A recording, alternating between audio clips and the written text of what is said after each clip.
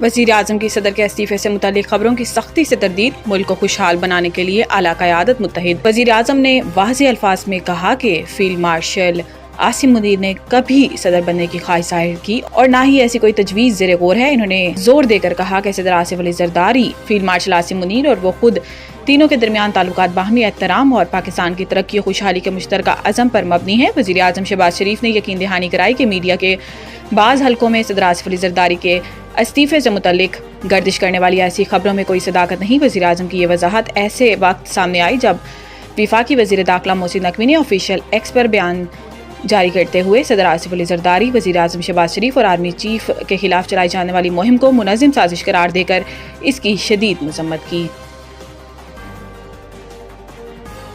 15 سے زائد سرکاری اداروں کے مجموعی نقصانات 59 کھرب روپے سے تجاوز کر گئے۔ رپورٹ جاری۔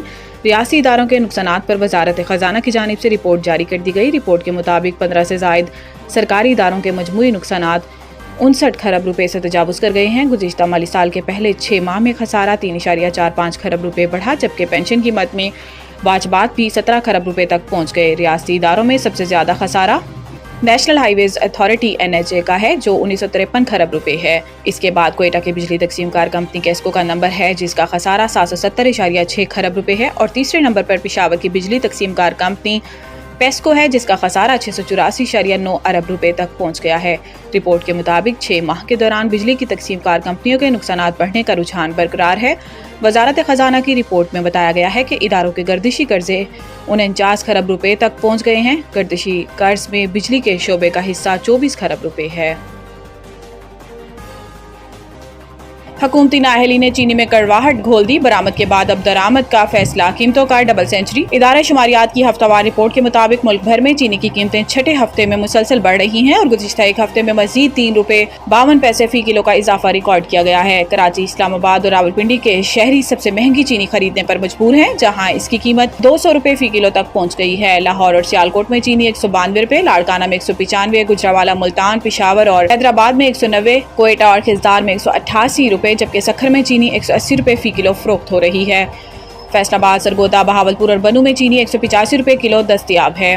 مہنگائی کی اس لہر کے باوجود وفاقی حکومت کی طرف سے نجی شعبے کو 5 لاکھ میٹرک ٹن چینی درآمد کرنے کی اجازت دے دی گئی، جس کے بعد پہلا سرکاری ٹینڈر بھی جاری کر دیا گیا۔ حکومت کا دعویٰ ہے کہ درآمدی چینی کی فراہمی سے مقامی قیمتوں میں کمی آئے گی۔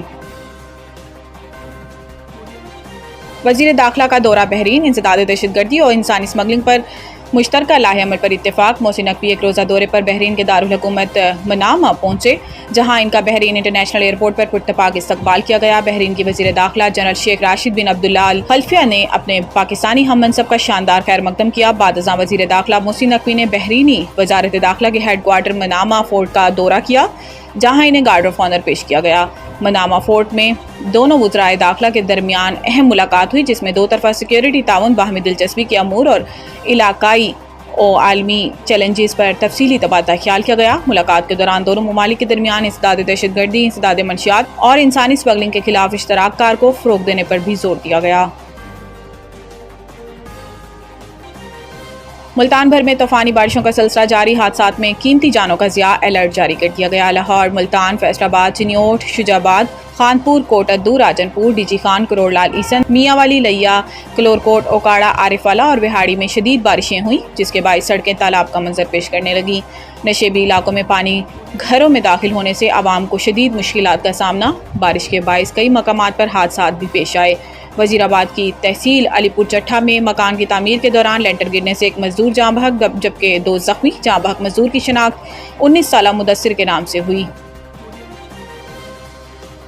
پاکستان کے ہاکی اولمپئنز کا Asia cup hockey tournament Bharat سے منتقل کرنے کا مطالبہ۔